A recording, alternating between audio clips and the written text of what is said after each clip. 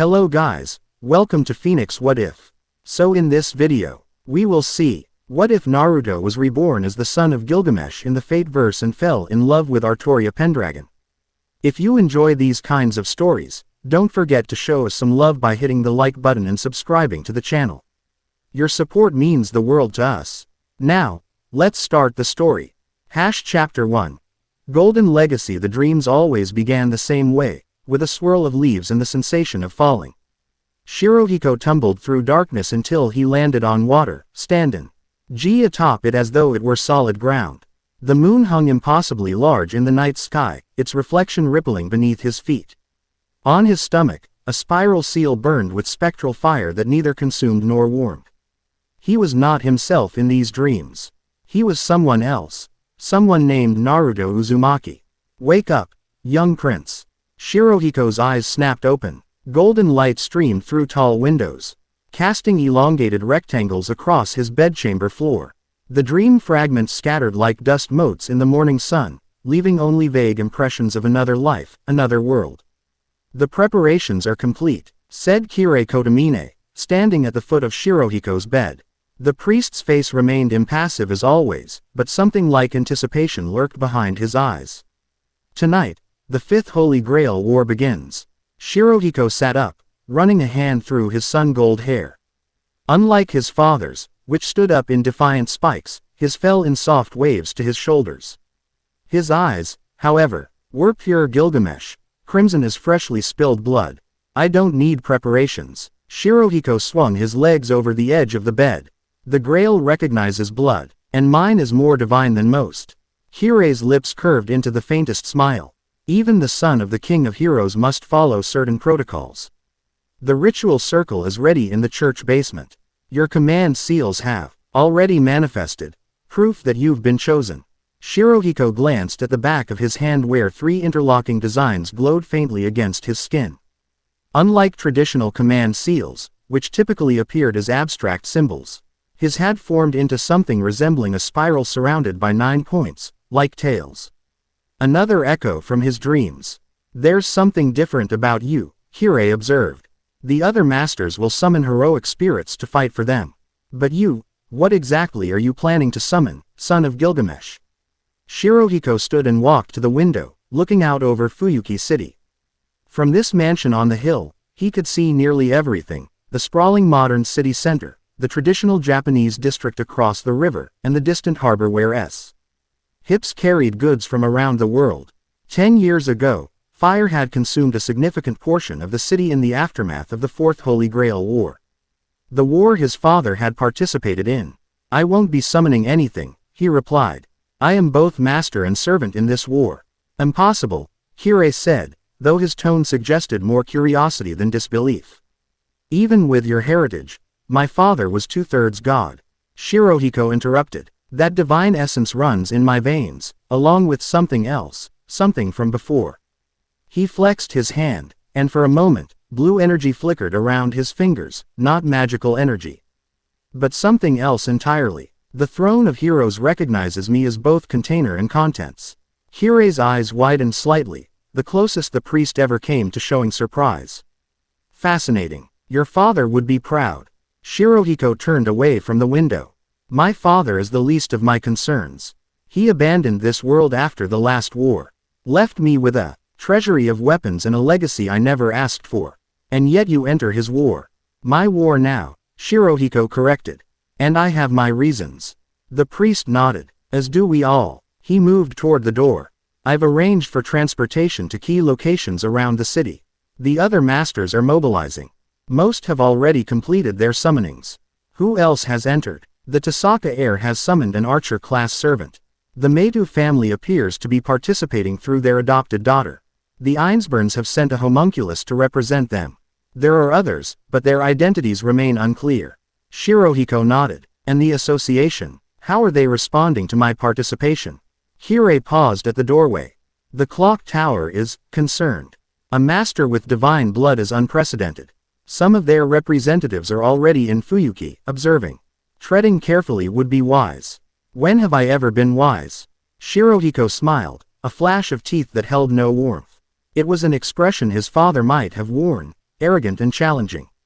After Kirei departed, Shirohiko dressed simply but elegantly, black pants and a crimson shirt beneath a white jacket with gold and embroidery along the cuffs and collar. He wore no armor. He needed none. Around his neck hung a crystal pendant containing a single drop of golden liquid, ichor from his father's veins, given to him on his 10th birthday. His last gift before Gilgamesh vanished. As he prepared to leave, Shirohiko paused before a large painting dominating one wall of his chambers. It depicted a golden-haired man, in magnificent armor standing atop a ziggurat, arms outstretched toward a star-filled sky. At the King of Heroes' feet lay the treasures of the world, weapons, artifacts, and wonders beyond counting. "I'm not doing this for you," Shirohiko told the painting. "I'm doing it for me, to understand who I really am." The painted Gilgamesh offered no response, his arrogant smile eternal and unchanging. Night fell over Fuyuki like a velvet curtain. Shirohiko moved through the city streets with purpose, reaching out with his senses, both magical and the strange energy from his dreams that he'd learned to call chakra. He could feel other powers stirring in the darkness, servants summoned and masters preparing for battle. The Meitu residence stood on the far side of town, a Western-style mansion with Japanese elements integrated into its architecture. Shirohiko approached not out of any particular interest in the Meitu master, but because he had sensed a disturbance in the ley lines beneath the property, a wrongness that tugged at his awareness. He scaled the outer wall effortlessly, landing silently in the garden. The house stood dark and quiet, but he could feel something beneath it, something ancient and corrupt. "You're trespassing." Shirohiko turned to find a tall figure standing in the shadows of a cherry tree. The man wore form-fitting blue armor and carried a crimson spear that radiated deadly purpose. His eyes gleamed like those of a predator in the darkness. "Lancer." Shirohiko identified the servant class. "I have no quarrel with you or your master." "That's not how this works, kid." Lancer twirled his spear with casual expertise. "You're on Meitu territory, and I'm sensing something very strange about you. Not quite human, not quite servant." He grinned, revealing canine-like teeth. "Care to explain before I run you through?" Shirohiko spread his hands. "I'm simply investigating an anomaly. Something is wrong with the magical foundations here." "Playing detective, are we?" Lancer took a step forward. "My master ordered me to eliminate any intruders." "Nothing personal." "It never is." Shirohiko sighed. Then, in a movement almost too quick to follow, he flicked his wrist. A ripple appeared in the air beside him, a distortion in space from which emerged the hilt of a sword. He grasped it and pulled, revealing a magnificent blade with inscriptions along its length that glowed with inner light. Lancer's eyes narrowed. "That's a noble phantasm, but you're not a servant. As you said, I'm something in between." Shirohiko held the sword in a loose, comfortable grip. "Last chance to walk away, Lancer. I have no desire to end your participation in this war so early." Instead of answering, Lancer attacked. The crimson spear blurred through the air with lethal precision, aiming straight for Shirohiko's heart. Had he been an ordinary human, he would have died instantly. But Shirohiko moved with inhuman speed, deflecting the thrust with his sword and counter-attacking in the same motion. Their weapons clashed in a shower of sparks, magical energy crackling between them. Lancer's eyes widened in surprise at the strength behind Shirohiko's blow. "You're good," the servant acknowledged, leaping back to gain distance. "But I'm just warming up." Lancer attacked again, his spear becoming a crimson whirlwind as he unleashed a flurry of thrusts and sweeps. Shirohiko parried and dodged, his movements fluid and precise. Where Lancer fought with wild, predatory grace, Shirohiko's style was economical and measured, each action serving a specific purpose. As they fought across the garden, Shirohiko felt something stirring within him, the other self, the dream self.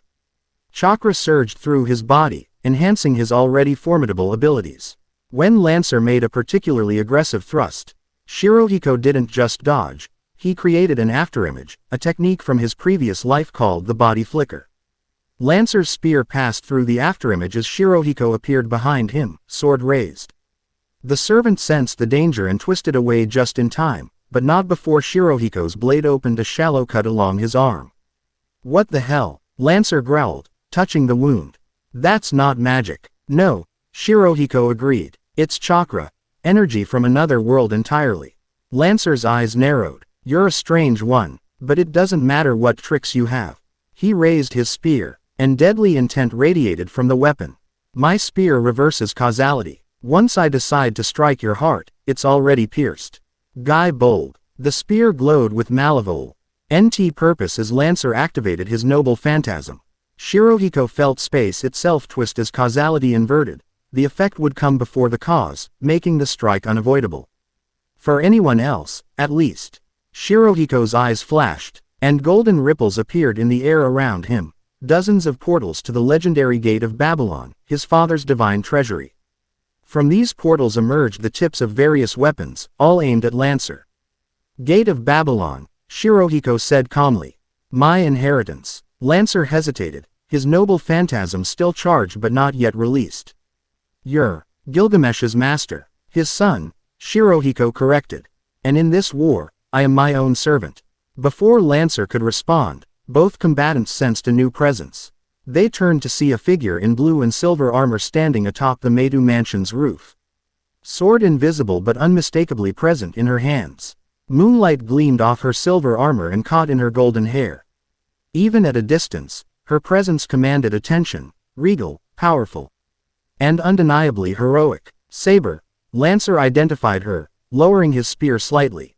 This is getting crowded. Saber leapt down from the roof, landing gracefully between them. Her invisible sword pointed at Shirohiko, her green eyes assessing him with tactical precision. I sense a disturbance in the boundary field around this property, she said. Her voice was clear and authoritative.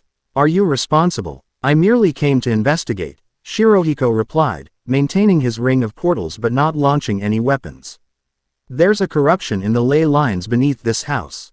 Can't you feel it? Saber's eyes narrowed slightly, but she gave no indication whether she sensed what he described. Identify yourself. You bear the presence of both master and servant.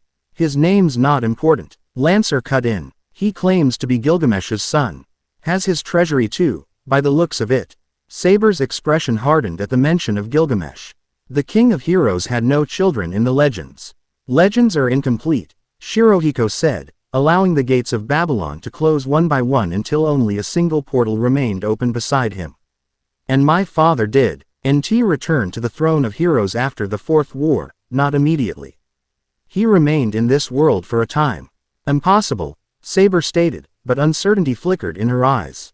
Yet here I stand. Hirohiko sheathed his sword back into the remaining portal, which closed with a ripple.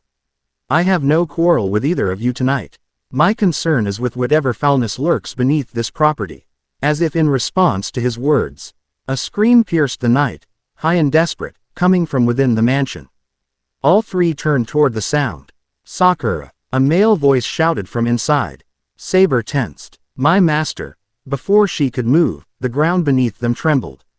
The manicured lawn split open as something erupted from below, writhing, chitinous shapes like massive worms composed of darkness and violated flesh.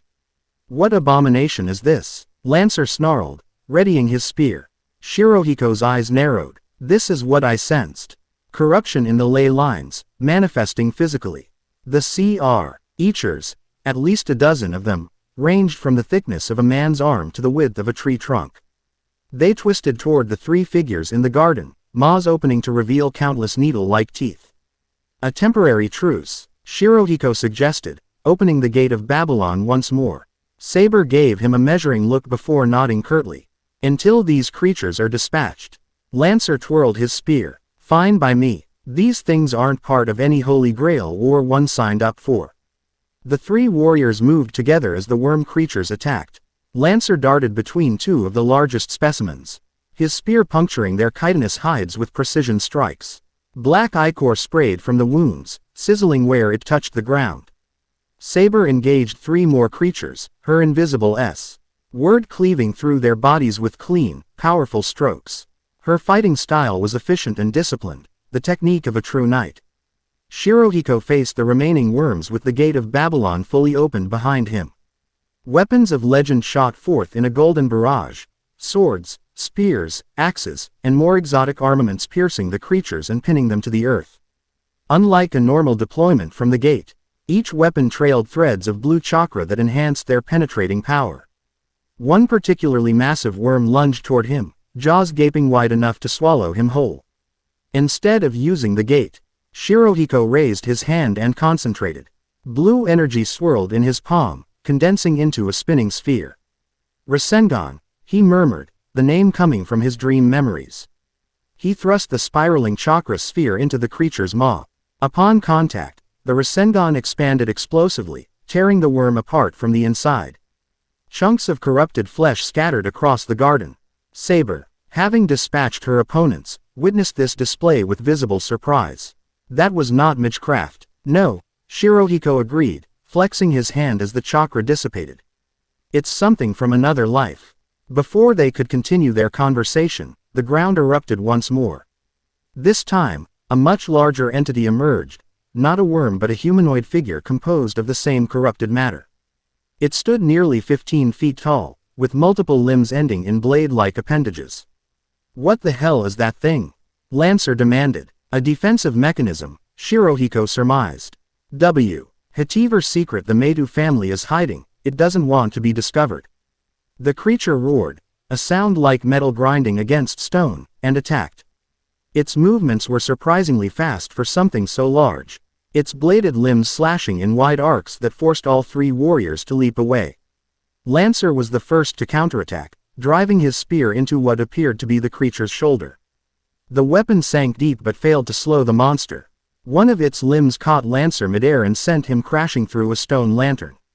Saber moved in next, her invisible sword cutting through two of the creature's arms in a single sweep. Black ichor spurted from the wounds, but new limbs immediately began to grow in their place. Regeneration, she called out in warning. We must destroy it completely or all at once. Shirohiko nodded. Together, then, he opened his hand, and from the gate of Babylon emerged not a weapon but a vial containing golden liquid. He uncorked it and drank the contents in a single swallow. Immediately, his body began to glow with divine light, his father's ichor temporarily enhancing his already considerable powers. Lancer, Shirohiko called. Target its core, the center mass. The blue-clad servant rose from the rubble, spitting blood.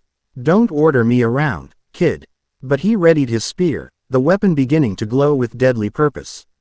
But yeah, I see it. Guy bold. The crimson spear launched forward, its curse of inevitable piercing activated. It struck the creature's center with unerring accuracy, penetrating deep into its mass and causing it to shriek in pain. With the creature momentarily stunned, Saber charged. Her invisible sword glowed with brilliant light as she prepared to unleash her noble phantasm. Strike air, she commanded, releasing a controlled blast of wind from her sword that tore into the creature's body, exposing a pulsating core of darkness at its center. Shirohiko seized the opportunity. From the gate of Babylon emerged a golden key-shaped sword, Aya. The Sword of Rupture, his father's most powerful weapon. Although Shirohiko couldn't unleash its full world-destroying potential as his father could, he could channel enough power for this purpose. Enuma Elish, he called, swinging the sword in a controlled arc. A concentrated blast of crimson energy erupted from Aya, striking the exposed core of the creature. Space itself seemed to distort around the impact point as the sword's power, the power to split heaven and earth, tore through the corrupted entity. The creature disintegrated, its substance breaking down into particles of darkness that dissolved into nothingness. As it vanished, so too did the smaller worm creatures, leaving the garden in ruins but free of the corruption that had manifested. Silence fell over the battlefield. Lancer retrieved his spear, eyeing Shirohiko with new respect and wariness.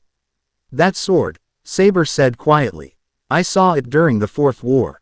Gilgamesh used it against me. Aya, Shirohiko confirmed, returning the weapon to the treasury.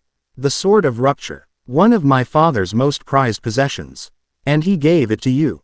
There was disbelief in her voice.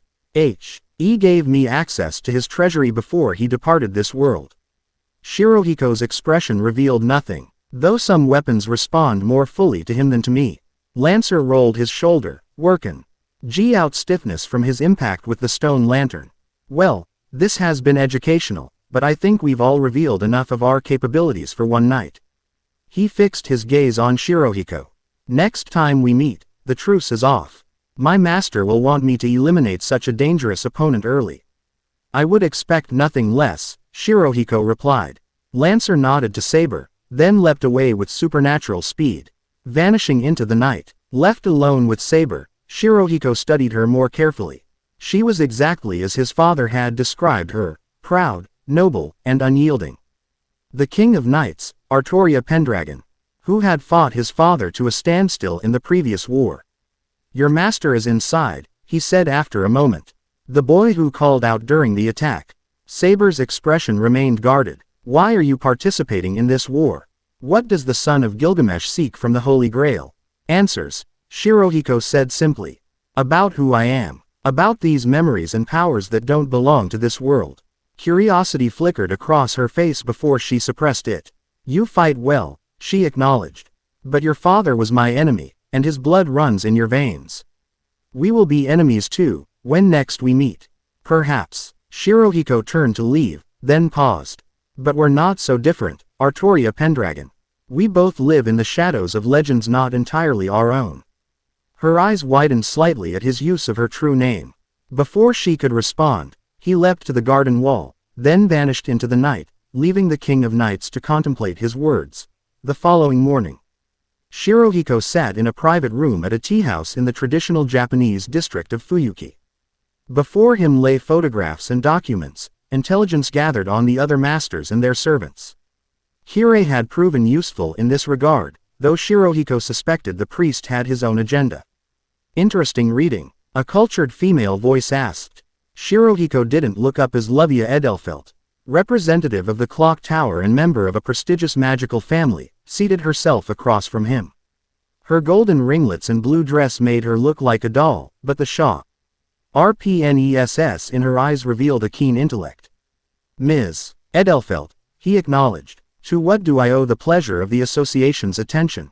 Curiosity, she replied, signaling to the server for tea. It's not every day that a demigod enters the Holy Grail War. Particularly one who claims to be the son of a servant from the previous war. I claim nothing that isn't true. Perhaps. Lovia studied him with undisguised interest. But you must understand the association's concern. You represent an unknown quantity, a master with divine blood who somehow accesses both a servant's noble phantasms and some other form of energy entirely. Shirohiko gathered the documents into a neat pile. And you're here to, what? Observe, eliminate, recruit. For now, observe. She smiled as the server placed a teacup before her. Though the association would be very interested in studying your unique condition after the war concludes. Assuming I survive. Oh, I think you will. Lovia sipped her tea. Last night's encounter at the Meitu estate was most impressive. 3 servants, or rather, 2 servants and whatever you are, working together to destroy an unexpected threat. Shirohiko raised an eyebrow. You had observers in place. The association monitors all significant magical disturbances during a Holy Grail war. She set down her cup. What interests me most is what you discovered there. Corruption in the ley lines. Manifesting as those creatures. That suggests interference with the Grail system itself. The Meitu family has always specialized in absorption magecraft, Shirohiko noted. But what I sensed goes beyond that. It was like a wound in reality, festering beneath their property. And yet you didn't investigate further. I was rather occupied with not getting killed. Shirohiko poured himself more tea. Besides, Saber's master was inside. I have no quarrel with him yet. Lovia leaned forward slightly. About Saber. You recognize her, don't you? From your father's descriptions. Artoria Pendragon, Shirohiko confirmed. The same servant my father faced in the 4th war. Interesting that she would be summoned again. Lovia's eyes gleamed with calculation. He Grail rarely repeats itself so exactly. It suggests something unusual about this war. Everything about this war is unusual. Shirohiko rose from his seat. If the association wants to understand what's happening, they should investigate the Meitu family more closely. Something is very wrong with their magecraft. And what will you do now? Shirohiko adjusted his white jacket. Continue my own investigations. There are other masters to assess, other servants to encounter. Be careful, son of Gilgamesh, Lovia warned. The association isn't the only power watching this war with interest.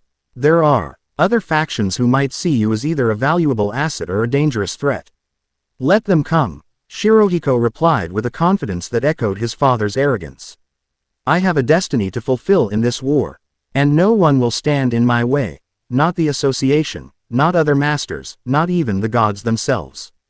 Luvia's expression turned serious. Don't invoke the gods so casually. Divine blood runs in your veins. That makes you a lightning rod for divine attention. Something cold ran down Shirohiko's spine at her words. For a moment, he remembered his dreams, the spiral seal on his stomach. The nine-tailed fox sealed within him in that other life. One kind of divine attention he had already experienced. I'll keep that in mind, he said, more soberly. Good day, Ms. Edelfelt. As he left the tea house, Shirohiko felt the weight of multiple gazes upon him, both magical and mundane. The clock tower was watching, other masters were assessing, and somewhere, perhaps, divine entities were taking notice. The Fifth Holy Grail War had only just begun, and already the usual rules were breaking down. Something was wrong with the ley lines. The Meitu family harbored a dark secret, and Shirohiko himself represented an anomaly that shouldn't exist, a human with divine blood who retained powers and memories from another world entirely. As night fell once more over Fuyuki, he did his way toward the bridge connecting the two halves of the city. There, according to his intelligence, another servant had been sighted, the archer summoned by Rin Tasaka. The stage was set for another encounter. Another piece of the puzzle that was Shirohiko's existence. And somewhere in the city, the King of Knights was preparing for battle as well. Their paths would cross again, of that, he was certain. Fuyuki Bridge stretched across the river like a silver serpent in the moonlight. Shirohiko stood at its center, feeling the vibrations of traffic through the metal and concrete beneath his feet. The city lights reflected in the water below, creating a mirror image of the urban landscape. He didn't have to wait long. You're either very brave or very foolish to stand so openly, said a man in red. Materializing from spirit form at the opposite end of the bridge. Tall and tanned, with white hair and steel-gray eyes, he carried no visible weapon, but his presence radiated deadly competence. Archer. Shirohiko identified him. Servant of Rin Tasaka. The red-clad servant smirked. And you're the anomaly everyone's talking about.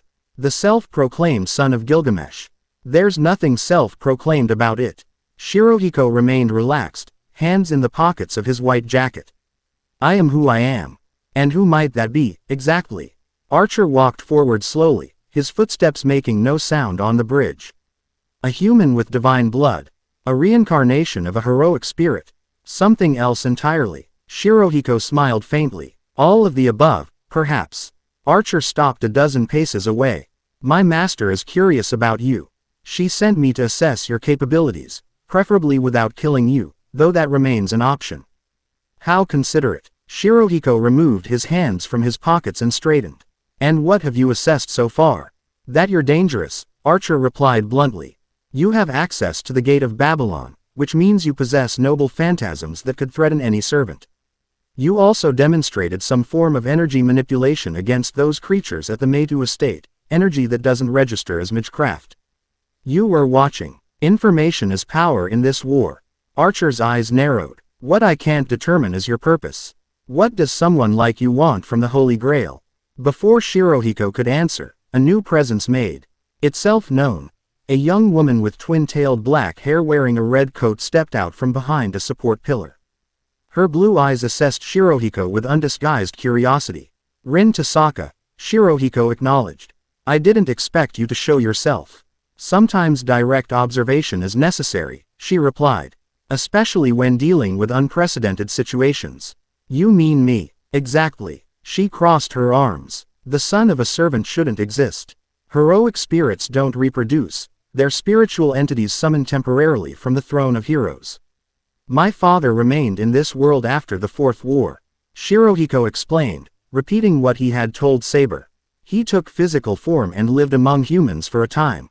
Impossible, Rin stated. Even with independent action, a serv ant can't maintain manifestation without a master. Unless they have access to an external mana source, Shirohiko countered. Such as consuming the dark corruption from the destroyed grail. Rin's eyes widened slightly. You're saying Gilgamesh survived by consuming the grail's darkness? Yes. It sustained him for years while he walked this world. Eventually, he returned to the throne of Hero.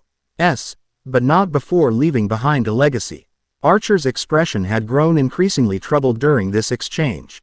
If what you're saying is true, then your very existence violates the fundamental rules of the Holy Grail system. Rules are meant to be broken, Shirohiko said with a shrug. Particularly by those with divine blood. Speaking of which, Rin interjected, you still haven't explained your other abilities, the energy that isn't magecraft. Shirohiko hesitated, unsure how much to reveal. These dreams and memories of another life, another world where he had been someone called Naruto Uzumaki, they were personal, private. And yet, they were fundamental to understanding his own nature.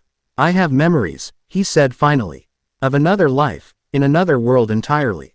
A world where energy called chakra could be molded for various techniques. Somehow, when I was born in this world with divine blood, those memories and abilities came with me. Reincarnation. Rin looked skeptical. Something like it, Shirohiko agreed. Though I don't fully understand the mechanism myself. It's part of why I entered this war, to find answers. A tense silence fell between them. Archer's posture remained deceptively casual, but Shirohiko could sense the servant's readiness to act at a moment's notice. A demonstration, perhaps, Rin suggested. Show us this chakra. Shirohiko considered her request, then nodded. He raised his hand, palm up, and concentrated. Blue energy swirled above his skin, condensing into a spinning sphere about the size of an apple, the same technique he had used against the creature at the Meidou estate. Rasengan, he said, a technique from that other world. It's pure chakra, shaped and contained through precise control. Rin stepped closer, her curiosity overcoming caution. It's not magical energy at all, she murmured, studying the spinning sphere. It doesn't interact with the ambient mana or respond to my sensing abilities. It's life energy and spiritual energy combined, Shirohiko explained. At least, that's how I understand it from my fragmented memories. He allowed the Rasengan to dissipate. As he did, something flashed across Archer's face. A fleeting expression of recognition quickly concealed. Interesting. You know something about this, Shirohiko said to the servant. Archer's expression became carefully neutral. I've encountered why strange phenomena across time and space. Your abilities remind me of something, that's all. Before Shirohiko could press further, all three of them tensed, sensing a new presence approaching rapidly. Berserker, Archer said grimly, materializing twin swords in his hands, one black, one white. And his master, a massive figure landed at the far end of the bridge with enough force to crack the concrete. Standing over 8 feet tall with bulging muscles and gray stone skin, the Berserker-class servant roared with bestial fury. Beside him stood a small girl with silver hair and red eyes, dressed in a purple winter coat. The Einsborn homunculus, Rin muttered. Ilyasvil. The girl stepped forward, her childlike face set in a chilling smile. Good evening, everyone. What a lovely gathering. Her gaze fixed on Shirohiko. Especially you, the golden boy everyone's talking about. Shirohiko maintained his composure, though inwardly he tensed for battle.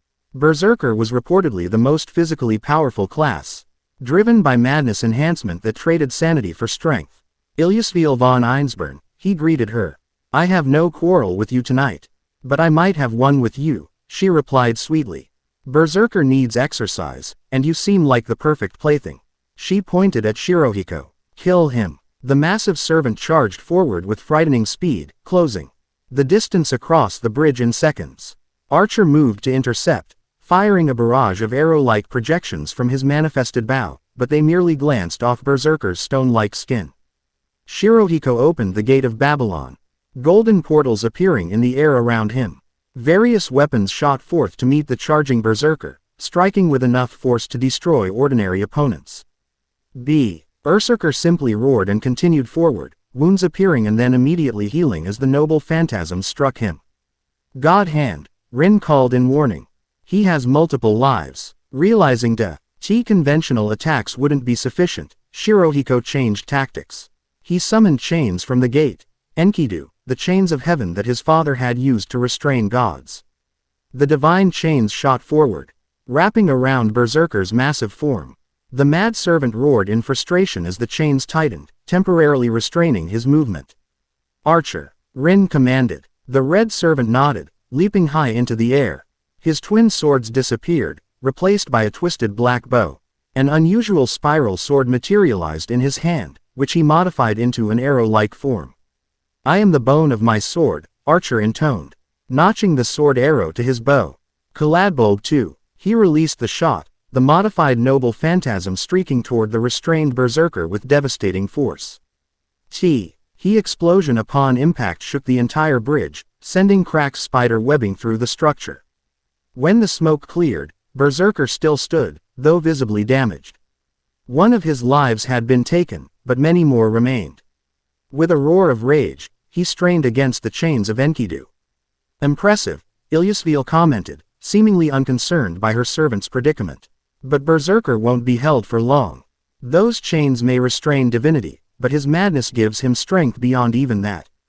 As if to prove her point, Berserker flexed his massive arms, and the chains began to crack. Shirohiko frowned. He could summon more powerful weapons from the Gate of Babylon, but using A or other high-tier noble phantasms would drain his energy significantly, and reveal too much of his capabilities too early in the war. Instead, he drew upon his other power source. Chakra flowed through his body as he formed a familiar hand sign, one that came to him instinctively from his dream memories. "Shadow Clone Jutsu," he murmured. In puffs of smoke, 5 identical copies of Shirohiko appeared beside him. Each clone opened its own Gate of Babylon, multiplying the available weapons. Rin gasped. "You can duplicate noble phantasms." "Not exactly," Shirohiko explained as his clones launched a coordinated attack. "The clones are solid manifestations of my chakra, each with a portion of my power. They can access the same treasury, but they draw on my reserves to do so." The clones surrounded Berserker, pelting him with noble phantasms from multiple angles while the original Shirohiko maintained the chains. Archer joined the assault, firing arrow after arrow at the restrained servant. Despite their combined efforts, Berserker continued to struggle against his bonds, each lost life immediately replaced by another. The chains of Enkidu were weakening under the strain. "Enough games," Ilyasvil declared. "Berserker, full power." The mad servant let out a roar that shattered nearby windows. With a final tremendous effort, he broke free of the chains, fragments of the divine restraints scattering across the bridge. "Fall back," Rin called to both Archer and Shirohiko. Before they could retreat, a new combatant entered the fray, a blur of blue and silver that resolved into Saber, her invisible sword at the ready. "Saber," Ilyasvil identified her, eyes lighting with recognition. "Perfect. Now Berserker can fight a worthy opponent." The two servants clashed in the center of the bridge, Saber's invisible blade meeting Berserker's massive stone axe sword. Despite the size difference, Saber held her ground, her perfect swordsmanship matching Berserker's raw power. "We meet again," Saber called to Shirohiko during a momentary pause in her battle with Berserker. Under similar circumstances, he agreed. "Another temporary alliance." She gave a short nod before returning her attention to Berserker, who had recovered and was charging again. Shirohiko dispelled his shadow clones, conserving energy. He opened a specific portal in the Gate of Babylon, searching for a particular weapon that might be effective against Berserker's god hand. From the portal emerged a slender sword with a serpentine blade, Harp. The immortal slaying scythe, a divine construct capable of inflicting wounds that couldn't be healed by regeneration or resurrection. "Saber," he called, tossing the weapon to her. "Use this." She caught Harp with her free hand, momentarily surprised. "This is a divine construct that negates immortality," Shirohiko confirmed. "It should prevent his resurrection, at least temporarily." Understanding dawned in her eyes. She dual-wielded her invisible sword and harp, engaging Berserker with renewed purpose. When the massive servant swung his axe sword, she parried with her own blade and counterattacked with harp, opening a wound in his stone-like chest that didn't immediately heal. Berserker staggered, roaring in pain and confusion. "Now, Archer," Rin commanded. Archer, who had retreated to a support beam above the bridge, notched another modified sword to his bow. "Runting," he declared, releasing the arrow. The projectile streaked toward Berserker with unerring accuracy, striking through the wound Saber had created with harp. The combination proved effective. Berserker fell to one knee, temporarily incapacitated. Ilyasvil's expression shifted from confidence to concern. "Berserker, She glared at the 3 opponents facing her servant. This isn't fair. 3 against 1. All's fair in the Holy Grail War, Rin replied with a smirk. Ilyasvil pouted. Fine. We'll continue this another time. She turned to Shirohiko. Especially you, son of Gilgamesh. Berserker and I have a special interest in your father's legacy. With surprising strength for her small size, she helped Berserker to his feet. The massive servant, though wounded, gathered her into his arms protectively. Let's go, Berserker, she commanded. The servant leapt away, carrying his master into the night despite his injuries.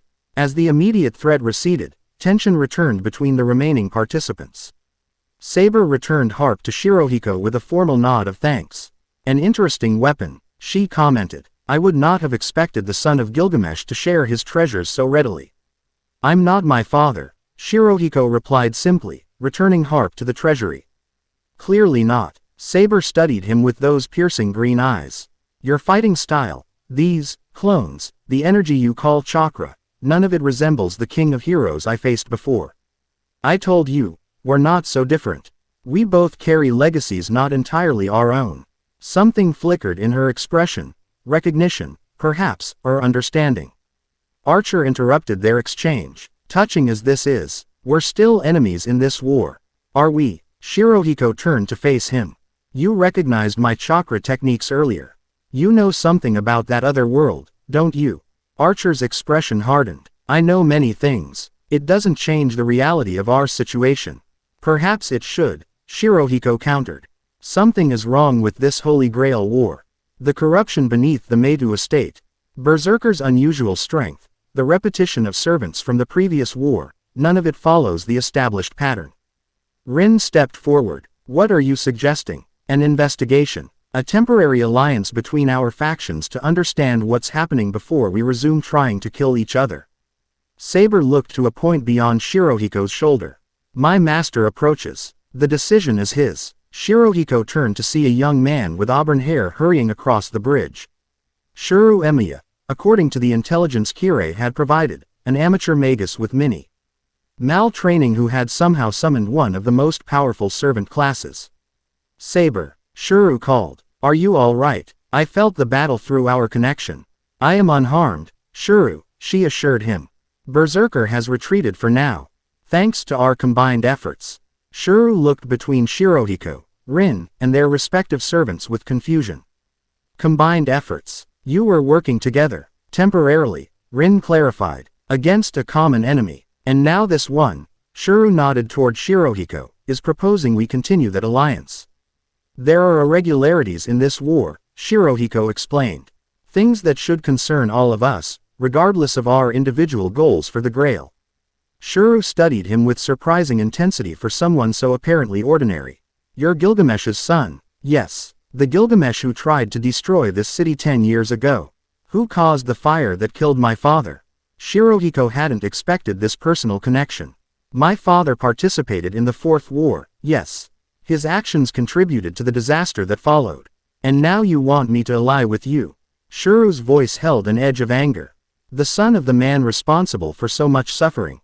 I am not my father. Shirohiko repeated, more firmly this time. I don't share his goals or his methods. I entered this war to find answers about my own existence, not to continue his legacy of destruction. Shuru seemed unconvinced, but Saber placed a hand on his arm. Shuru, I believe we should consider his proposal. If there truly is corruption affecting the Grail system, it's old endanger everyone, not just the war participants. I agree, Rin added. A temporary alliance to investigate these anomalies makes strategic sense. We can always resume fighting afterward. Shuru looked between them, then back to Shirohiko. Fine, but I'll be watching you. One wrong move, one sign that you're anything like your father, and the alliance ends. Shirohiko nodded. Understood. Good, Rin said briskly. Now, where do we begin our investigation? The Metu estate, Shirohiko suggested. Whatever is beneath that property connects to the broader corruption. We start there. As they finalized their plans, Shirohiko found his attention drawn repeatedly to Saber. The King of Knights stood slightly apart, her posture perfect and her expression composed. Yet there was something in her eyes when she looked at him. a curiosity, perhaps even a recognition, as though she too sensed the strange connection between them. They were both anomalies in their own way, a king reborn as a servant, and a shinobi reborn as a demigod, both carrying the weight of legacies not entirely their own. In another life, in that world of hidden villages and tailed beasts, Naruto Uzumaki had never backed down from a challenge. He had changed the hearts of enemies and made allies of former foes. Perhaps Shirohiko could do the same with the King of Knights. As they prepared to depart the bridge, a distant rumble of thunder rolled across the night sky. Storm clouds gathered over Fuyuki, as though the heavens themselves took notice of the unusual alliance forming below. The Fifth Holy Grail War had taken an unexpected turn. And somewhere, perhaps, the gods were watching with interest. Chapter 1 End. Chapter 2. Bonds of Blade and Spirit. Rain fell in sheets across Fuyuki City, turning eats into shallow rivers and drumming against windows like impatient fingers. Shirohiko stood at the edge of a rooftop, letting the downpour soak through his white jacket and golden hair. The cold helped him think. 3 days had passed since the bridge confrontation and the formation of their uneasy alliance. 3 days of planning, investigating, and circling each other with cautious words and wary eyes. Trust came slowly in a war where only one could claim the prize. Behind him, the door to the roof access creaked open. He didn't turn, already recognizing the measured footsteps approaching. "You'll catch your death," Saber said, coming to stand beside him. Unlike him, she carried an umbrella, a concession to appearing in public rather than any need for protection from the elements. "Demigods don't catch colds," Shirohiko replied, offering a slight smile. "Though I appreciate the concern." Her expression remained neutral, but something in her eyes had softened since their first meeting. Perhaps it was their shared experiences over the past days, the investigations at the Meidou estate, the confrontation with Ryder's master, the gradual piecing together of the mystery surrounding the corrupted Grail. Or perhaps it was the growing recognition that neither of them quite fit the roles they'd been assigned in this war. "Rin and Shuru are waiting," she said. "The bounded field analysis is complete." Shirohiko nodded and followed her back inside. They descended through the abandoned office building that had become their temporary headquarters, neutral ground, belonging to neither the Tasaka nor Emiya estates. Maps and magical diagrams covered the walls of what had once been a conference room, and a complex array of mystical instruments occupied the central table. Rin looked up from her work as they entered, her fingers stained with the ink used for her magical calculations. "Finally, I was beginning to think you'd washed away." "Just clearing my head." Shirohiko wiped rain from his face with his sleeve. "What have you found?" Shuru, who had been studying a map of the city's ley lines, pointed to several marked locations. "The corruption isn't isolated to the Meidou property. It's spreading through the entire network, concentrating at these 5 points." "A pentagram," Shirohiko observed. "Someone's using the city itself as a ritual circle." "Exactly." Rin traced the pattern with her finger. "And based on the magical signature, it's ancient, far older than the Holy Grail system established by the 3 founding families." "How old?" Saber asked, setting her umbrella aside. "Mesopotamian." Rin glanced at Shirohiko. "From your father's era." A chill that had nothing to do with his rain-soaked clothes ran through Shirohiko. "Sumerian divine magic. You recognize it?" Shuru looked up sharply. "Not specifically," Shirohiko admitted. "But I have inherited memories, I suppose you could say. Knowledge that comes with divine blood." He approached the map, studying the marked locations. "This pattern resembles rituals used to summon or contact the ancient gods of Uruk." "Could Gilgamesh be behind this?" Shuru asked, the suspicion in his voice unmistakable. "No." Shirohiko's response was immediate and certain. "My father rejected the gods. He wouldn't use their methods or seek their power, quite the opposite. He considered them petty tyrants unworthy of human worship." "Then who?" Rin pressed. "Who else would have knowledge of such ancient magic?" "Another divine entity," Saber suggested. "Perhaps a rival of Gilgamesh." Shirohiko's gaze fixed on the center of the pentagram, the point where the lines converged. "There," he said. "That's where we'll find our answer." Rin checked her notes. "Ryudo Temple. It sits on the strongest convergence of ley lines in Fuyuki. And it's where Castor has established her workshop," Shuru added grimly. According to Archer's reconnaissance, as if summoned by his mention, Archer materialized in the corner of the room. His arms crossed and his expression guarded. The red-clad servant had kept his distance from Shirohiko since their alliance began, watching him with suspicious eyes that seemed to see too much. Castor has fortified the temple significantly, Archer reported. Multiple bounded fields, summoned guardians, and magical traps. A frontal assault would be problematic. We don't need a frontal assault, Shirohiko said. Just access to the ley line convergence point to disrupt whatever ritual is being conducted.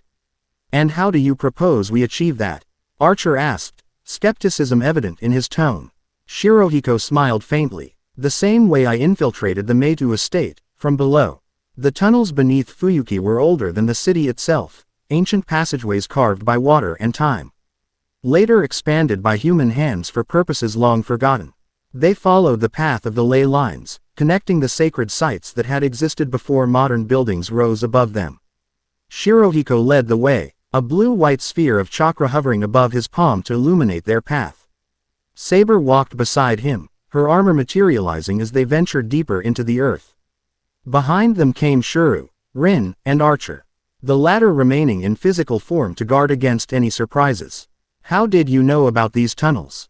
Shuru asked, his voice echoing slightly in the confined space. My father mapped them during his time in this world, Shirohiko replied.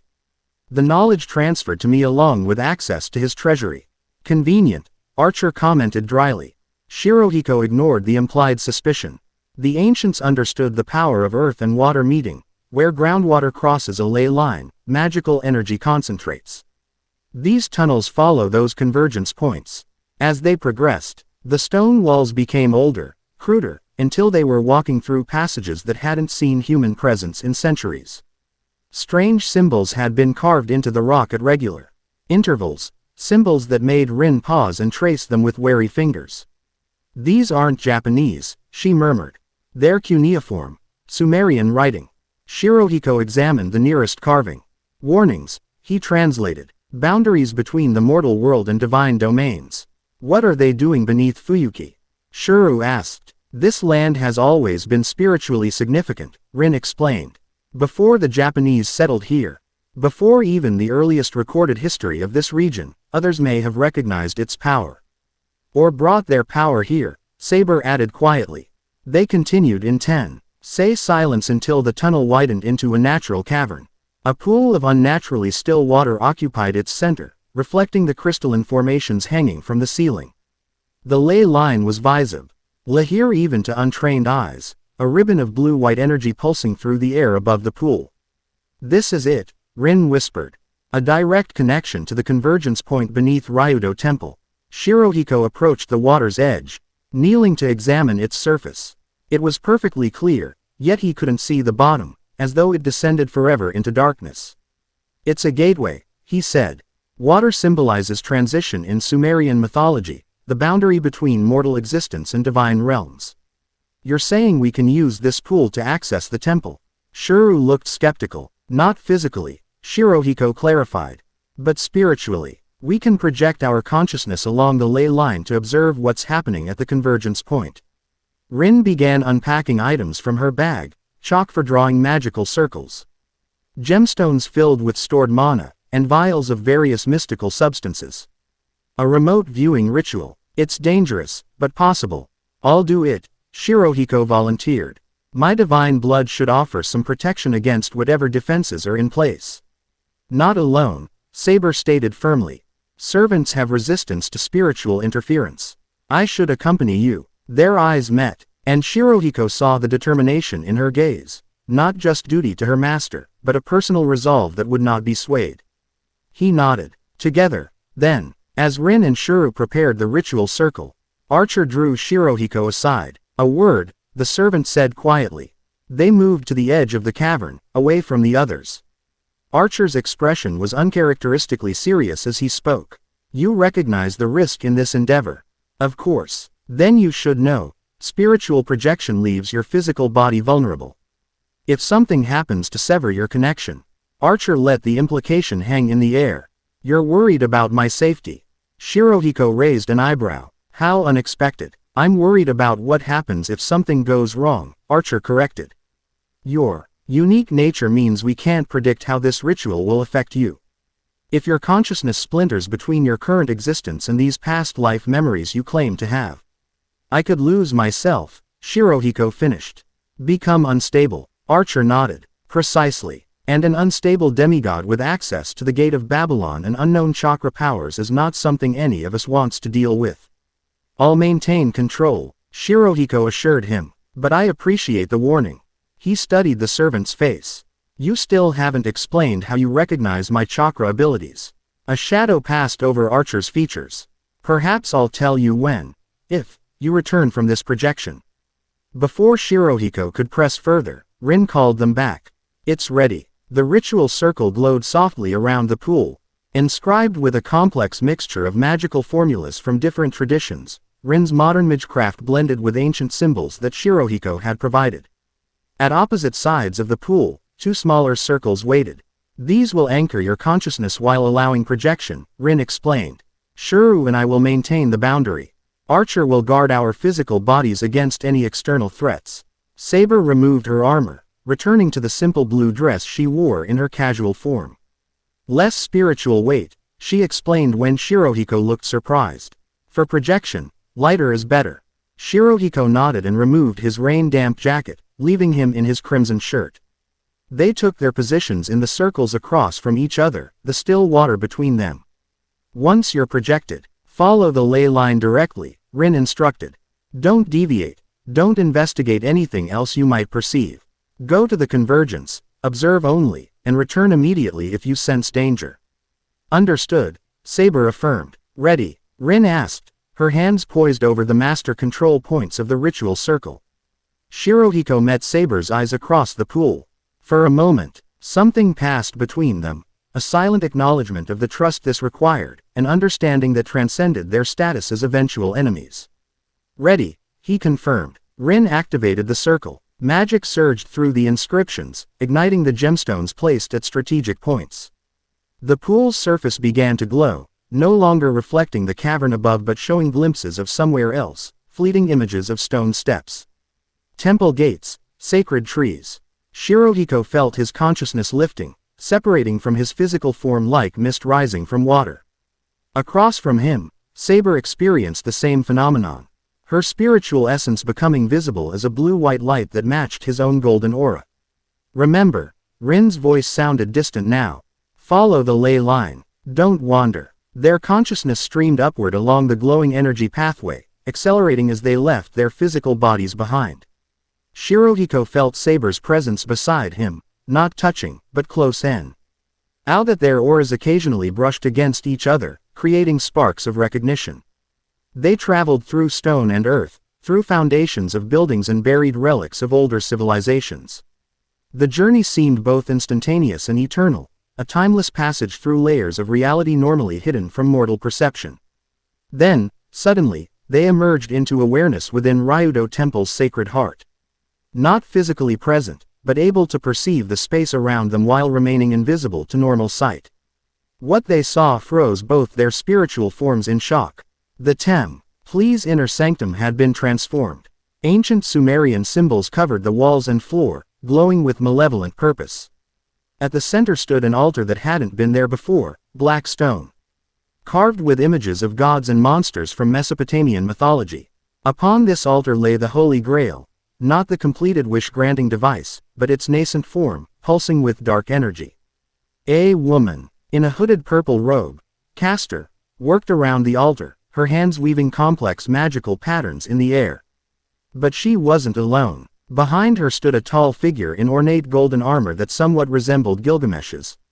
Yet was distinctly different, more ancient, more primal, with horned decorations that formed a crown-like headdress. Who is that? Saber's spiritual voice asked, audible only to Shirohiko. I don't know, he replied. But he's not human. The divine presence is overwhelming. They drifted closer, careful to remain within the ley line's path to avoid detection. As they approached, they could hear the conversation between Castor and the mysterious figure. The ritual proceeds as planned, my lord, Castor was saying, her tone deferential. 5 of the 7 servants have been summoned. Their conflicts generate the necessary energy. Good. The figure's voice resonated with power that made even their spiritual forms tremble. The false grail system serves our purpose well, channeling power to this convergence point. Soon I shall have physical form again, and the age of true gods will return. And my wish? Castor asked cautiously. The figure laughed, a sound like distant thunder. Your petty desire for revenge against your former master. Yes, you shall have it, and more. Loyalty to a god is always rewarded. Medea of Colchis. Shirohiko's spiritual form shuddered with recognition. Enlil, he whispered. The divine figure stiffened suddenly, turning toward their location. We are observed. Before either could retreat, the god raised his hand. Golden energy surged along the ley line, striking both their spiritual forms with devastating force. Shirohiko felt his consciousness fracturing under the assault, memories splintering, identities bleeding into each other. He was Shirohiko, son of Gilgamesh. He was Naruto Uzumaki, shinobi of Konoha. He was neither, he was both, he was. Hold on to me. Saber's voice cut through the chaos. Her spiritual form reached for his. Blue-white light intertwining with his fractured golden aura. Focus on who you are now. Her presence anchored him, giving him something to hold onto as the divine energy tried to scatter his consciousness across time and space. Together, they retreated along the ley line, fleeing back toward their physical bodies with the god's power in pursuit. He knows, Shirohiko managed to communicate. He knows about me, about both parts of me. Stay with me, Saber urged as they raced along the ley line. We're almost there. They plunged back into the pool, spiritual forms crashing into their physical bodies with jarring force. Shirohiko gasped, eyes flying open as consciousness returned fully to his material form. Across the pool, Saber did the same, her hands gripping the edges of her ritual circle. Break the connection, Rin shouted, already working to deactivate the ritual. Archer moved with blinding speed, slashing through key points in the ritual circle with his twin swords. The magical connection severed, the pool's surface returning to ordinary stillness. But not before a final surge of energy erupted from the water, golden light that shot directly toward Shirohiko's chest. Saber lunged forward, crossing the deactivated circle to push him aside. The energy struck her instead, sending her crashing into the cavern wall. Saber, Shuru cried, rushing to his servant's side.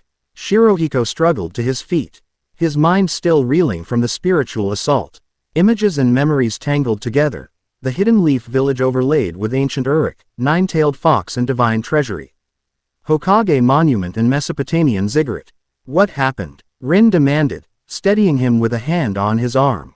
What did you see? Enlil, Shirohiko managed, forcing his thoughts into order. The god Enlil is using Castor to manifest physically. He's corrupting the Grail to channel divine power into this world. Enlil. Rin looked confused. The Sumerian storm god. More than that, Shirohiko explained, his voice growing stronger as his mind cleared. In Sumerian mythology, Enlil was king of the gods before being overthrown. He was also. He paused, the realization striking him with horrifying clarity. He was my father's enemy. Across the cavern, Saber was getting to her feet with Shuru's help, wincing slightly but otherwise unharmed. The energy was meant for you, she said to Shirohiko. A targeting spell of some kind. Not just targeting, Shirohiko replied grimly. Recognition. Enlil knows who I am, what I am. He said something about the age of true gods returning. I think he's been planning this for a long time. And what does that have to do with you? Archer asked, his sword still drawn as he watched the now quiet pool. Shirohiko met his gaze steadily. I don't know yet, but considering my unique condition, I suspect he sees me as either a threat or an opportunity. We need to return to the surface, Rin decided. Compare notes, plan our next move. As they gathered their equipment and prepared to leave the cavern, Saber approached Shirohiko. Your consciousness was fragmenting during the attack, she said quietly, so the others couldn't hear.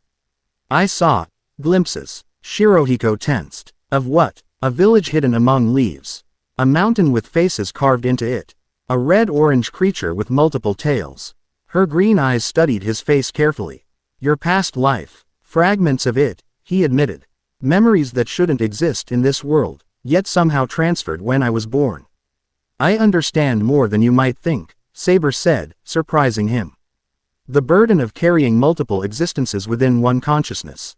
Before he could ask what she meant, Archer called from the tunnel entrance. We should move. If Enlil could sense us through the ley line, he might be able to trace it back here. They made their way back through the ancient passages in tense silence, each processing what they had discovered.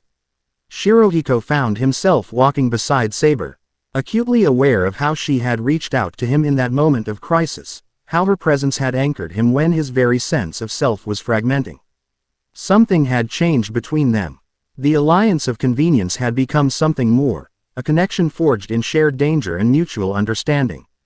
He wasn't sure what to call it yet, but for the first time since entering the Holy Grail War, Shirohiko felt less alone. Enlil was one of the chief deities of ancient Mesopotamia, Rin explained, laying out reference books across the table in their headquarters. Hours had passed since their return from the caverns, night falling once more over Fuyuki. Associated with wind, air, and storms. According to the myths, he was king of the gods until Marduk rose to prominence. An enemy to humanity in many stories, Shirohiko added. The great flood that appears in multiple mythologies. In Sumerian legends, that was Enlil's attempt to wipe out mankind because their noise disturbed his sleep. Shuru frowned. Seriously, he tried to commit genocide because humans were too loud. Divine logic rarely makes sense by human standards, Archer commented from his position by the window, where he kept watch over the street below. What matters is his connection to the current situation, Saber said. And to Gilgamesh. Shirohiko nodded. In some versions of my father's epic, Enlil was hostile to him, particularly after Gilgamesh and Enkidu killed the Bull of Heaven. Enlil demanded Enkidu's death as punishment. So we're dealing with a vengeful god with a grudge against your father.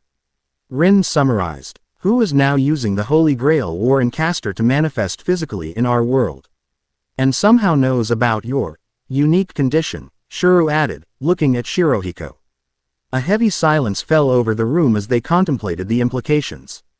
There's something else, Shirohiko said finally. Something I've been considering since the cavern. What if my reincarnation wasn't an accident? What if Enlil had a hand in it? You think he's responsible for your memories of another world? Saber asked. It's possible. Shirohiko paced the length of the room. Divine beings can influence reincarnation in some traditions. If Enlil wanted to create a weapon against my father, or a vessel for his own purposes. A vessel. Rin's eyes widened. Like possession. Exactly. The thought had been forming in Shirohiko's mind since their encounter. In my past life memories, I served as a container for an immensely powerful entity, a nine-tailed fox spirit with destructive chakra. What if Enlil saw that and recognized my soul's capacity to contain divine power? That would explain his interest in you, Archer said. And possibly why he attacked when he sensed your presence. We're speculating without enough information, Rin cautioned. We need to learn more about Enlil's plan before we can counter it. And we need to deal with Castor, Shuru added. She's still draining energy from civilians throughout the city to power whatever ritual they're conducting. Shirohiko nodded. First, we disrupt their power source. Then we confront Enlil directly. How do you propose we do that? Archer asked. Castor has fortified Ryudo Temple against direct assault, and now we know she has divine backup. We attack the pentagram points, Saber suggested, indicating the map on the wall. Disrupt the flow of energy through the ley lines. That could work, Rin agreed. But we'd need to hit all 5 points simultaneously, or the remaining ones would simply compensate. Then we split up, Shirohiko decided. Rin and Archer take 1 point. Shuru and Saber another. I'll handle the third. We'll need allies for the remaining 2. Allies. Shuru looked skeptical. Who in this war would help us? Lancer. For one, Shirohiko said. His master is Kirei Kotomine, who has a vested interest in preventing divine interference with the Grail system. And the 5th point? Rin asked. I have someone in mind, Shirohiko replied. Though convincing her won't be easy. Convincing Ilyusvil von Einsborn proved even more difficult than Shirohiko had anticipated.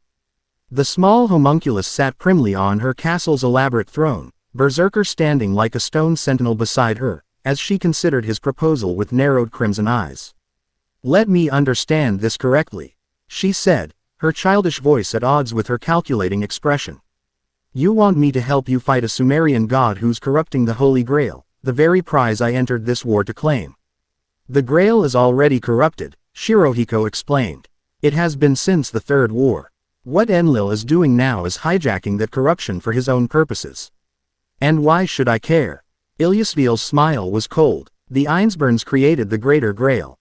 We understand its workings better than anyone. Perhaps we can use this corruption to our advantage.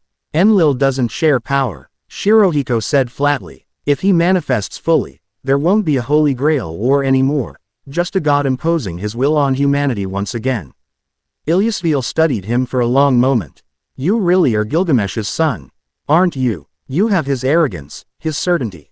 I have his blood, Shirohiko acknowledged. But my own purpose, which is, to understand who I truly am.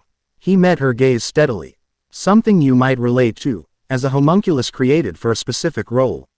Her eyes widened slightly, then narrowed again. You know nothing about me. I know you're more than a vessel for the Grail. More than the Ainsburn's tool. Just as I am more than my father's legacy. Berserker growled low in his throat, sensing his master's emotional disturbance. Ilyasvil raised a hand to calm him. Her expression thoughtful. You intrigue me, son of Gilgamesh, she said finally. But not enough to abandon my family's goal. The Ainsburns have waited too long for the third magic to be realized. Shirohiko played his final card. Your father participated in the Fourth War, didn't he? Kuritsugu Emiya. The temperature in the room seemed to drop 10 degrees. How dare you speak his name, Ilyasvil hissed. He rejected the Grail, Shirohiko continued calmly. Because he recognized its corruption. He made that choice despite everything he'd sacrificed to reach it. He abandoned me. Tears welled in her crimson eyes. Left me with the Ainsburns while he adopted another child. Shuru Emiya, Shirohiko finished.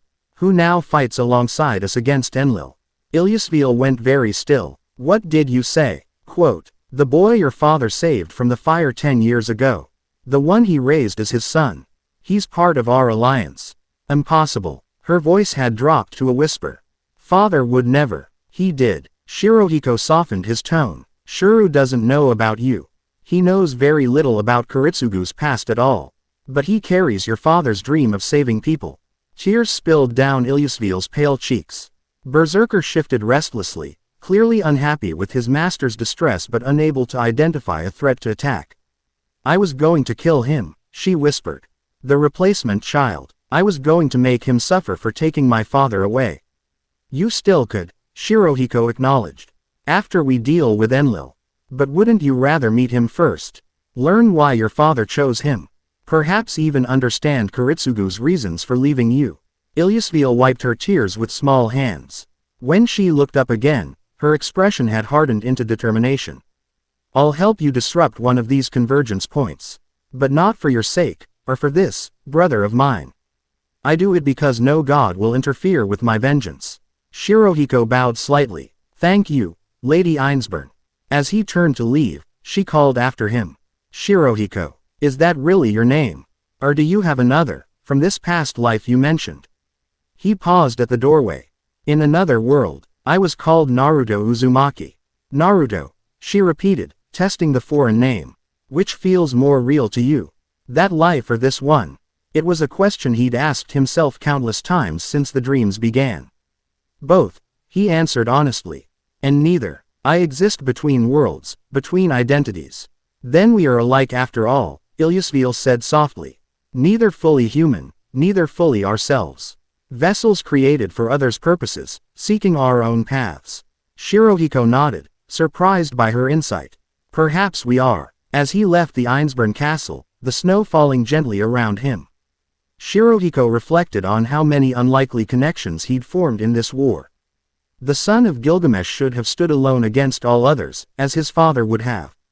Instead, he found himself building bridges, forming alliances, acting more like Naruto Uzumaki than the king of heroes.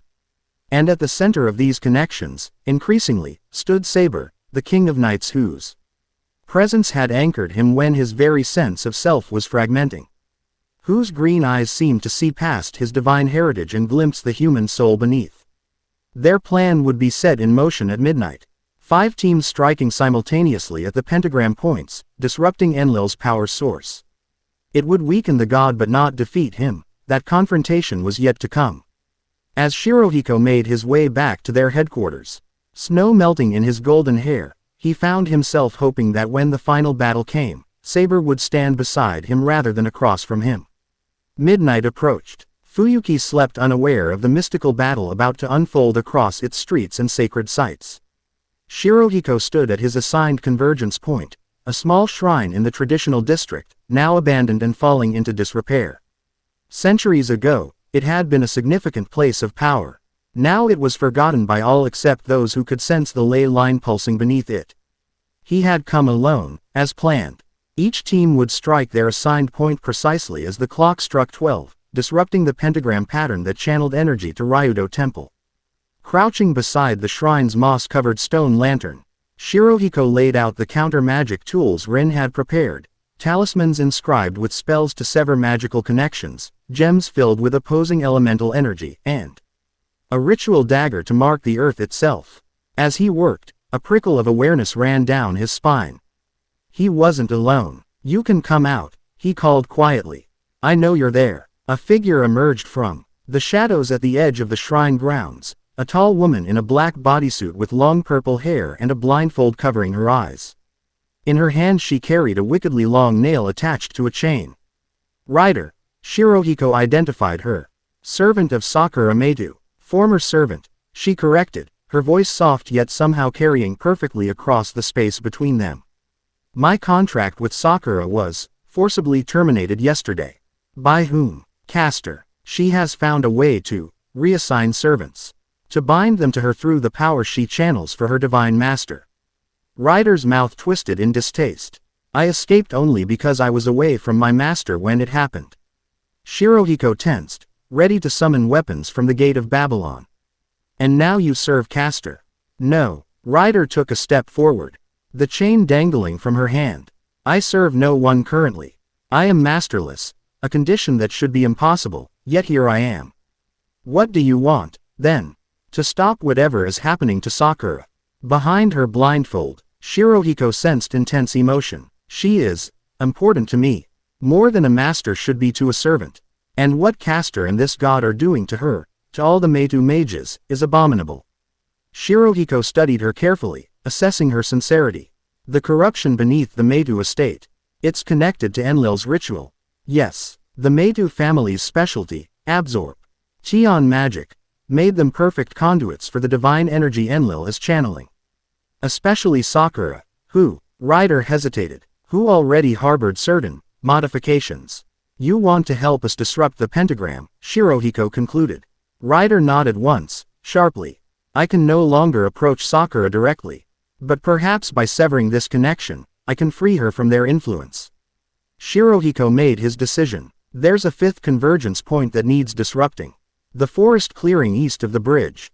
Can you reach it before midnight?" "Easily," Ryder's chain whispered as she coiled it around her arm. "What must I do there?" Shirohiko quickly explained the disruption ritual, giving her several of Rin's talismans. "Strike exactly at midnight, not a second before or after." "I understand." Ryder turned to leave, then paused. "Son of Gilgamesh, if we succeed tonight, Caster and Enlil will retaliate. They'll strike at what they believe is most precious to each of us." "I know. What is most precious to you?" she asked, her blindfolded face turned toward him. The question caught him off guard. What was most precious to him? In his fragmented memories of being Naruto Uzumaki, precious people had always been his strength, friends, mentors, those he considered family. But in this life, as Shirohiko, he had kept himself apart. Distant, like his father, except an image met in his mind. Golden hair catching moonlight, green eyes that saw him clearly, a presence that anchored him when his very identity was fracturing. "I don't know," he lied. Ryder's lips curved in the faintest smile.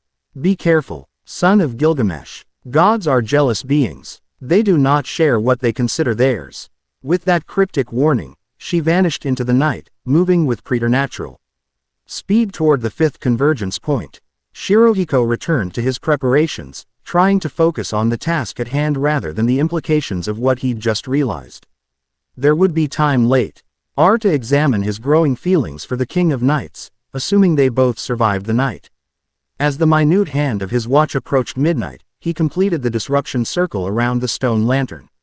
The ley line was visible now even to normal sight, a blue-white ribbon of energy pulsing up through the earth and into the sky, connecting to the other 4 points of the pentagram and ultimately to Ryudo Temple at the center.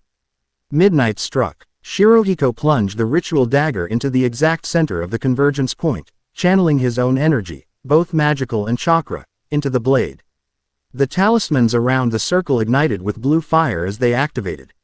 The ley line shuddered, its steady pulse becoming erratic. Shirohiko felt resistance, something fighting to maintain the connection. He pushed harder, forcing more of his power through the dagger. "Break," he commanded, his voice carrying the authority of divine blood.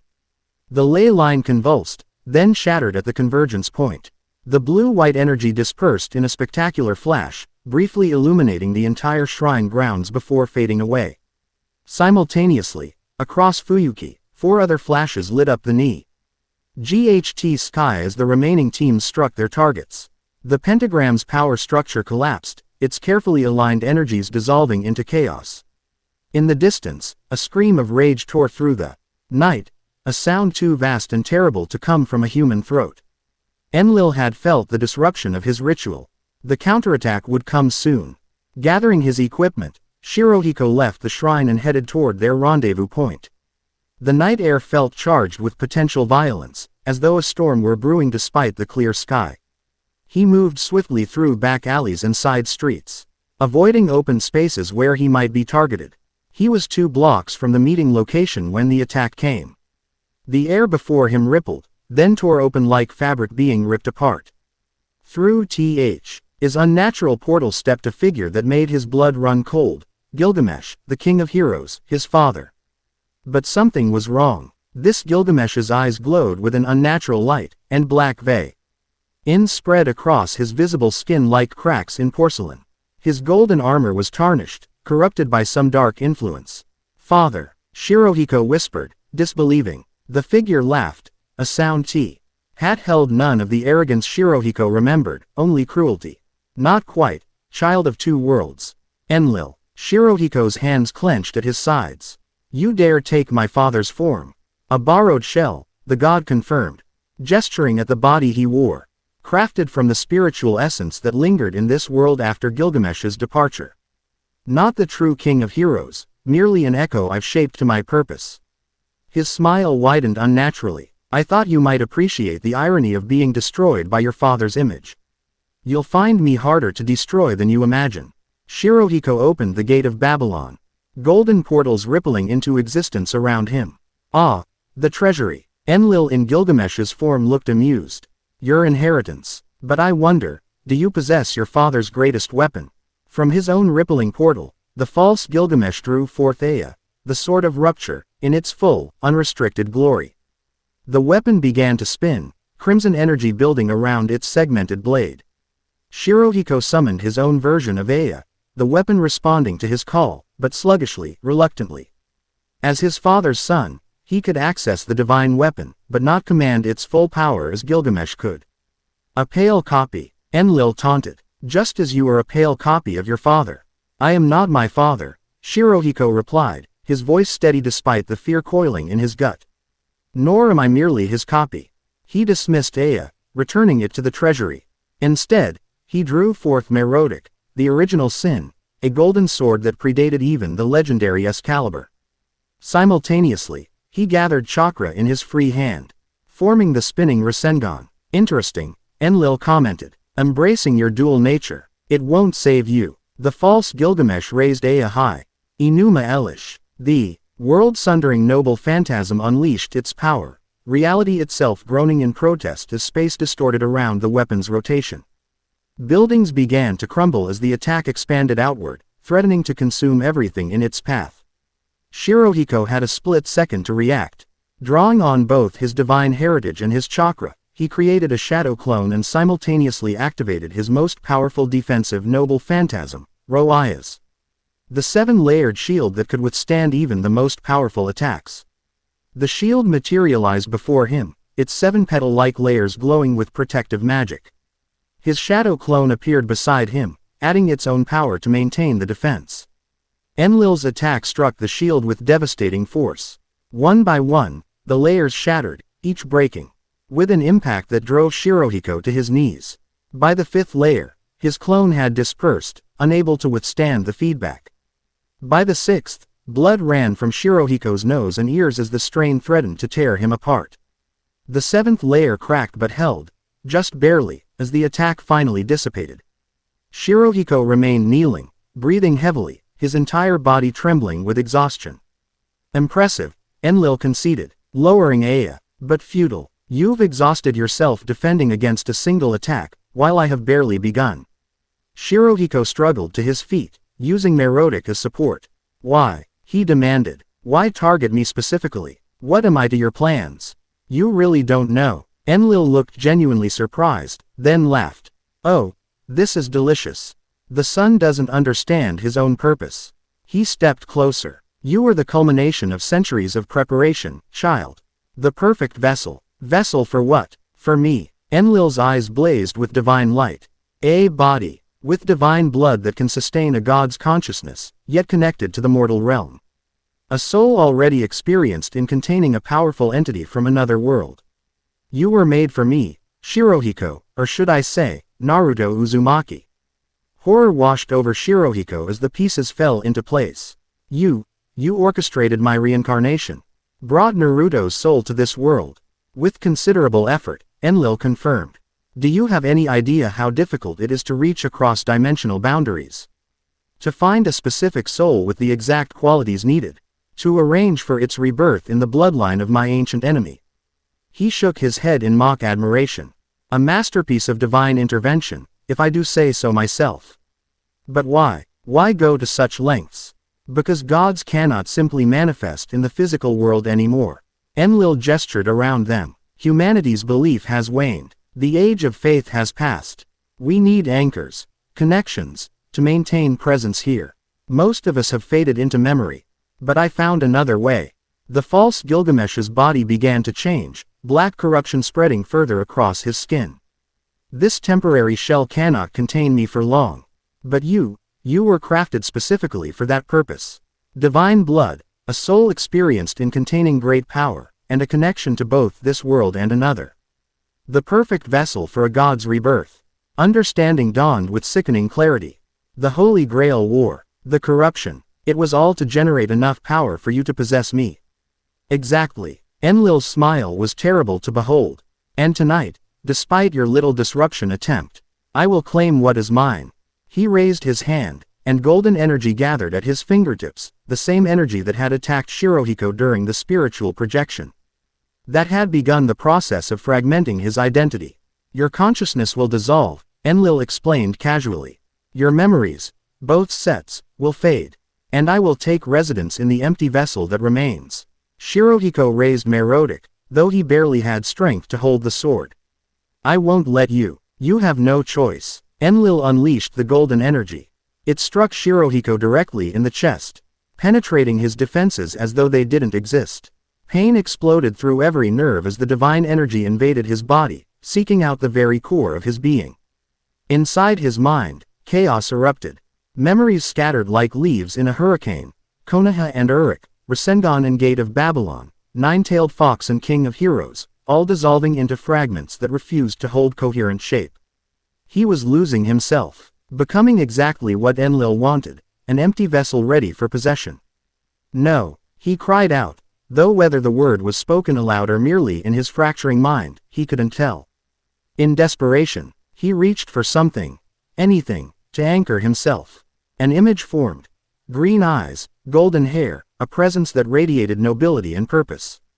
Saber. The thought of her gave him something to hold onto as Enlil's power tore through his consciousness. He focused on their shared moments, the fight against the corrupted creatures, the spiritual projection where she had reached for him.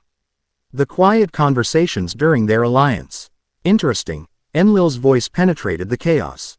You cling to her, the once and future king. He sounded amused. Perhaps I should eliminate that distraction before proceeding. The attack paused momentarily, allowing Shirohiko to regain partial awareness of his surroundings.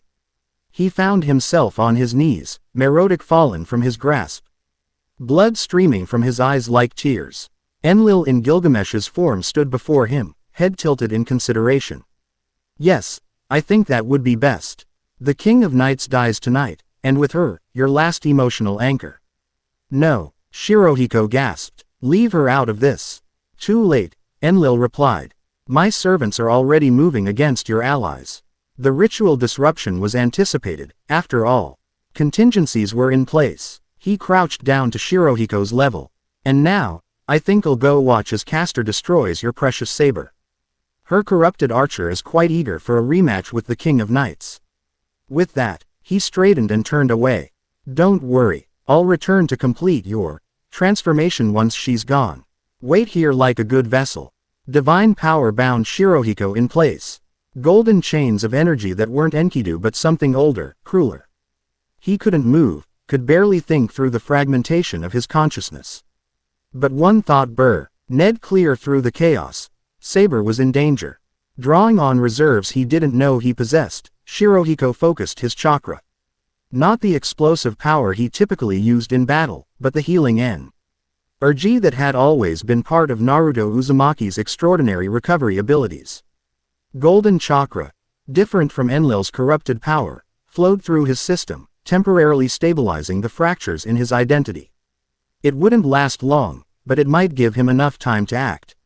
Focusing on the bindings, he analyzed their structure, divine, yes, but still composed of energy that could be countered. He formed the ram hand sign. Concentrating his remaining chakra. Release, he whispered. The bindings shuddered, then dissolved as his chakra disrupted their pattern. Shirohiko collapsed forward, catching himself on trembling hands. His body felt strange, disconnected, as though it wasn't entirely his own anymore. But he was free, and Saber needed him. Retrieving Merotic with shaking fingers, he pushed himself to his feet. The rendezvous point was only a few blocks away. If he hurried, he might reach it in time to warn the others, to save her. Each step was agony as he forced his semi-possessed body to move. Blood trailed behind him, dripping from his eyes, nose, and ears, physical manifestations of the damage to his very soul. But he kept moving, kept forcing one foot in front of the other. Because that's what Naruto Uzumaki would have done for his precious people. Because that's what Shirohiko, son of Gilgamesh, chose to do for the woman who had become precious to him. The sound of battle reached him before he saw it, explosions, clashing metal, shouts of pain and defiance. Turning the corner, he beheld chaos. Their rendezvous point, an abandoned warehouse near the docks, had become a battlefield. Rin and Archer fought back-to-back against shadowy creatures similar to those they'd encountered at the Meitu estate. Shuru stood wounded but defiant before a purple-robed figure that could only be Castor. And at the center of it all, Saber dueled with another servant, a corrupted version of Assassin, his unnaturally long nodashi flashing in the moonlight as he pressed his advantage. No one had noticed Shirohiko's arrival, focused as they were on their own battles. He took a moment to assess the situation, to plan his approach despite the fracturing of his thoughts. Saber was clearly tiring. Whatever energy had struck her during the spiritual projection seemed to be affecting her now, her movements slower than usual, her parries less precise. Assassin, empowered by Castor's magic and Enlil's divine energy, showed no such fatigue. As Shirohiko watched, Assassin executed a technique that created multiple simultaneous strikes, an impossible move that defied the limits of swordplay. Saber blocked the first two but couldn't counter the third. The blade sliced across her armor, drawing blood. She staggered back, momentarily vulnerable. Assassin raised his nodashi for a killing blow. Shirohiko moved. Drawing on the last reserves of his chakra, he executed the body flicker technique, appearing between Saber and Assassin in a blur of speed. Merotic met the descending nodashi with a clang that echoed across the battlefield. Shirohiko. Saber gasped behind him. Sorry I'm late, he managed, his voice rough with strain as he held Assassin's blade at bay. Traffic was terrible. Despite the dureness of the situation, he heard her soft exhale, almost a laugh, before she stepped up beside him, sword raised once more. You're injured, she observed, taking in his blood-streaked face. So are you. He nodded toward the cut across her armor. A scratch. Same. Their eyes met briefly, understanding passing between them without words. Then they turned as one to face Assassin, who had jumped back to reassess this new threat. The vessel arrives, the corrupted servant observed, his voice carrying an unnatural echo. Master will be pleased. Your master is using you, Shirohiko replied. Just as he plans to use me. It matters not. Assassin's stance shifted, preparing for another impossible technique.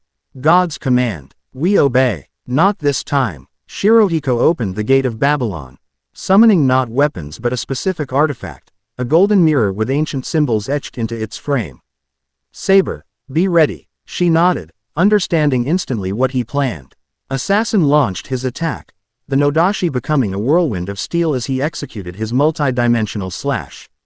But instead of attempting to block, Shirohiko raised the mirror. Reflector of divine will. He invoked the artifact's true name. The mirror's surface rippled, then caught Assassin's technique, absorbing the slashes into its enchanted surface before reflecting them back at their originator. Caught by surprise, the corrupted servant couldn't evade his own attack. Multiple slashes tore through his body, severing limbs and nearly decapitating him. As Assassin fell, Saber lunged forward, her invisible sword piercing directly through his heart. The corrupted servant dissolved into particles of darkness rather than the golden light that typically accompanied a servant's death. One down, Shirohiko murmured, returning the mirror to the treasury as his knees threatened to buckle. Saber caught him before he could fall, supporting his weight with surprising strength given her own injuries. What happened to you? She asked, concern evident in her voice. This is more than battle damage. Enlil, he explained between labored breaths. He found me after the disruption. He's you. Sing a false version of my father's body as a temporary vessel, but his true target is me. He's been orchestrating my existence from the beginning, my reincarnation, my divine blood, all of it to Crete. The perfect vessel for his consciousness. Horror dawned in her green eyes. The attack during our projection. The beginning of the possession process, he confirmed. He's fragmenting my identity, preparing to erase me entirely so he can take over my body. We won't let that happen, Saber said with quiet ferocity.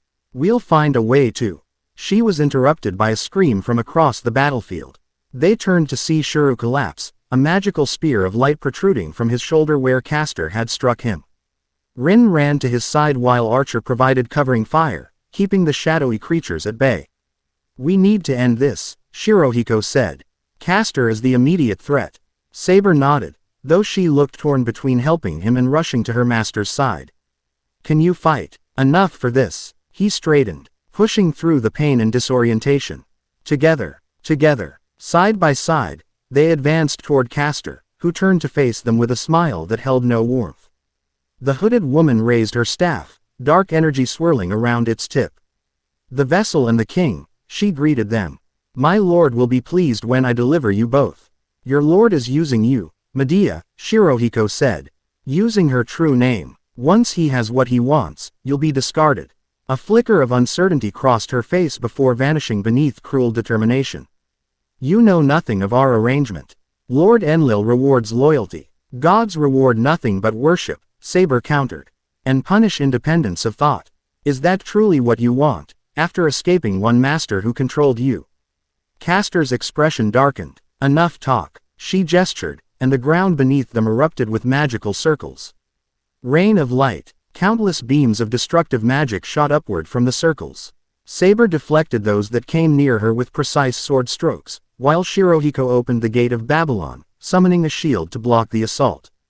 As the attack subsided, Saber charged forward, closing the distance to Castor with blinding speed. The servant of magic raised a barrier, but Saber's sword, infused with her own magical energy, shattered it with a single strike. Castor retreated, teleporting to the warehouse roof to gain distance. Magical daggers materialized around her, launching toward both Saber and Shirohiko in a deadly barrage. Shirohiko countered with his own projectiles from the gate of Babylon, noble phantasms colliding with the daggers in midair. Meanwhile, Saber used the distraction to position herself for another charge. Now, Shirohiko called. From the gate emerged a golden chain, not Enkidu, but a lesser binding tool that still carried divine authority.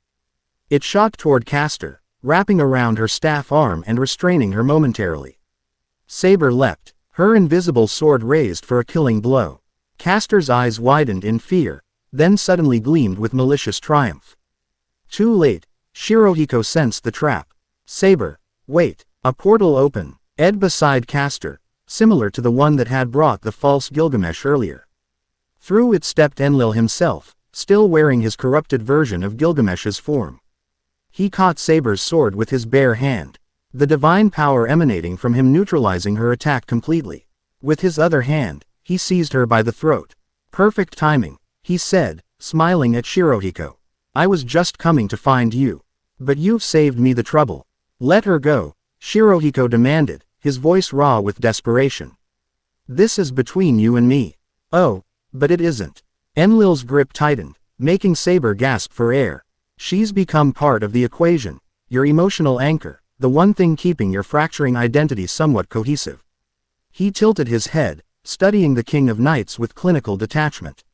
Fascinating, really, the connection between you, almost as if your souls recognize each other from beyond time and space. Saber struggled in his grasp, her sword slipping from her fingers as her strength waned. Shirohiko took a step forward, opening more portals from the gate of Babylon. Enlil warned. One more step, one more weapon, and I crush her throat. Even a servant can't survive decapitation. Shirohiko froze, the portals remaining open but no weapons emerging. What do you want? You know what I want.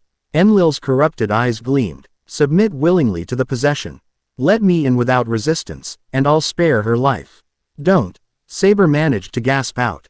Don't give him what he wants. Quiet. Enlil shook her like a rag doll. This is between a god and his chosen vessel. Shirohiko's mind raced, seeking options, escape routes, anything that might save them both. But with his consciousness already damaged by the earlier attack, his thoughts slipped and slid against each other, refusing to form coherent plans. Time is running out, Enlil said conversationally. For her, and for your sanity. I can feel your mind crumbling even from here. His smile widened. How much longer before you forget who you are entirely? Before you can't remember her name, or your own? As if to emphasize his point, a fresh wave of disorientation swept over Shirohiko. Images flashed through his mind. Konoha's gates, Uruk's ziggurat, faces of people from both lives blurring together until he couldn't distinguish one from another. He staggered, nearly falling to his knees again. The gate of Babylon wavered, the portals becoming unstable as his concentration faltered. Shirohiko, Saber called, her voice penetrating the chaos in his mind. Remember who you are. But who am I? He whispered, more to himself than to her. Naruto. Shirohiko. Someone else entirely. You are who you choose to be, she replied, her green eyes finding his despite the pain of Enlil's grip. Not what destiny or divine will dictates. That's what makes us human, even when we're more than human. Her words resonated with something deep inside him, a core belief that had to find Naruto Uzumaki's existence and now defined Shirohiko's as well. The belief that people created their own paths, their own ninja way, their own destiny. Enough of this sentimentality, Enlil snapped. Choose, vessel, submit or watch her die. Shirohiko straightened, something resolving within him despite the continuing fragmentation of his memories. I choose neither. Before Enlil could respond, Shirohiko formed a familiar hand sign, one he had used countless times in his other life. Multi-shadow clone jutsu. With an explosion of smoke, dozens of identical copies of Shirohiko appeared throughout the warehouse. Each clone opened its own gate of Babylon, surrounding Enlil and Castor with hundreds of golden portals.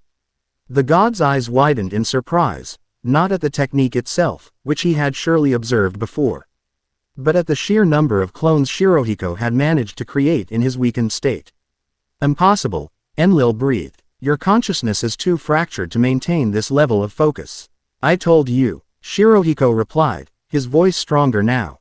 I am who I choose to be. And right now, I choose to be the one who defeats you. Every clone selected the same weapon from their respective gates, Durandal. The peerless sword that could cut through absolutely anything, regardless of magical protections or divine authority. Last chance, Shirohiko offered. Release her. Enlil's expression contorted with rage. You dare threaten a god. I will destroy you all. Now, Shirohiko commanded. Every clone fired their weapon simultaneously, dozens of legendary swords Straya, King toward Enlil and Castor from all directions. The god raised his free hand, creating a barrier of divine energy around himself and his servant. But Durandal was designed to penetrate any defense.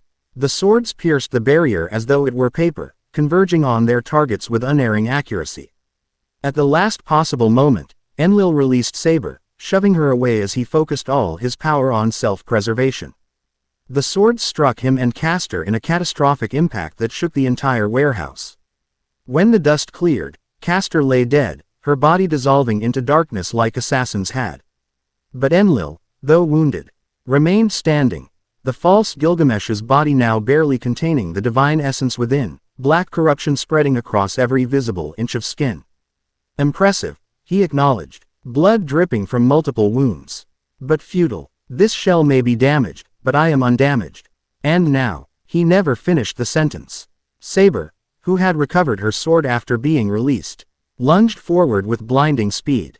Her invisible blade struck true, piercing directly through the false Gilgamesh's heart. This is for using his father's image, she said quietly as she drove the blade deeper. Enlil staggered back, looking down at the sword in disbelief. A mortal weapon cannot kill a god, he hissed. No, Saber agreed, but it can destroy your temporary vessel. And without it, you have no physical presence in this world. The false Gilgamesh's body began to crumble, the divine energy within it leaking out like golden smoke. Enlil's rage manifested as a howling wind that tore through the warehouse, shattering windows and collapsing sections of the roof. This changes nothing, his voice boomed, no longer coming from the disintegrating body but from the air itself. The vessel is already mine in all but final claim. His mind will continue to fragment until nothing remains but an empty shell waiting to be filled. The false Gilgamesh dissolved completely, leaving only swirling golden energy that coalesced into a vaguely humanoid shape, Enlil's true form, visible only as a distortion in reality. I will return, the god promised, his voice fading as his manifestation weakened. And when I do, I will claim what is mine. The golden energy dispersed, blown away by the same wind it had created. Silence fell over the warehouse as the immediate threat vanished. Shirohiko's shadow clones disappeared in puffs of smoke, the feedback from their dissolution hitting him all at once. He collapsed, his body finally giving out after pushing well beyond its limits. Saber was at his side instantly, cradling his head as consciousness began to slip away. Shirohiko, stay with me. Did we win? He asked, his voice barely a whisper. For now, she replied. We've driven him back, destroyed his temporary vessel, but he's right, Shirohiko finished.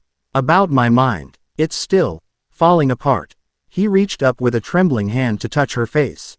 I'm forgetting things, important things, who I was, who I am. Tears welled in her green eyes, a sight he never expected to see from the stoic king of knights. We'll find a way to stop it. To save you, he smiled faintly. You already have. You gave me something to hold onto when everything else was slipping away. What do you mean, you? He said simply. The way you see me, not as Gilgamesh's son or as Naruto reborn, but as myself, as who I choose to be. Around them, he was vaguely aware of the others gathering, Rin supporting a wounded Shuru, Archer standing guard, even Ilyasvil. And Berserker arriving at the edge of the battlefield, drawn by the conflict's conclusion. But his focus remained on Saber, on memorizing every detail of her face while he still could. Because he did, and he know how much longer he would remember her, or anything at all. Don't give up, she commanded, her voice taking on the authority of the king she had once been. Fight this, Shirohiko. Fight for your identity, your memories, yourself. I will, he promised. For as long as I can. As darkness closed in around his vision, one last thought formed with perfect clarity, a realization that transcended the fracturing of his mind.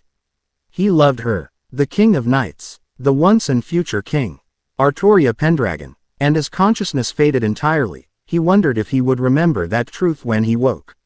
If he woke at all. Shirohiko drifted in darkness, fragments of memory swirling around him like leaves caught in a whirlpool. Some he recognized, training with Jiraiya, discovering the gate of Babylon for the first time. Fighting alongside Saber against Berserker. Others seemed foreign, disconnected, battles he'd never fought, people he'd never met, worlds he'd never seen. Was this what it meant to lose oneself? To become an empty vessel for a god? Wake up, kid. The voice cut through the darkness, familiar yet unexpected. Shirohiko turned, or thought he turned, concepts of direction bind. Meaningless in this void, and found himself facing a tall man with spiky white hair and red facial markings. Ero Sennin. The name came automatically to his lips, though he wasn't sure why. The man sighed. Even in your subconscious, you use that ridiculous nickname. He crossed his arms. I'm not really Jiraiya, you know. Just your memory of him, given form in this, whatever this is. My fractured mindscape, Shirohiko realized. Enlil's attack caused my consciousness to splinter. You're a piece of who I was as Naruto. Smart kid, not Jiraiya approved. Smarter than you used to be, at least. Another figure materialized beside the first. A woman with flowing red hair and a kind smile that somehow radiated danger. That's my son you're talking about, you know. Mom, Shirohiko whispered, recognition flooding through him despite never having met Kushina in his current life. Just another memory fragment, she said sadly. But one with an important message. Before she could continue, more figures appeared. The third Hokage, Kakashi-sensei, Iruka, Sasuke, Sakura, and others from his life as Naruto. Simultaneously, different figures materialized on his other side, his mother in this life a priestess who had caught Gilgamesh's eye, servants from the palace in Uruk where he'd been raised, teachers who had instructed him in magecraft and combat.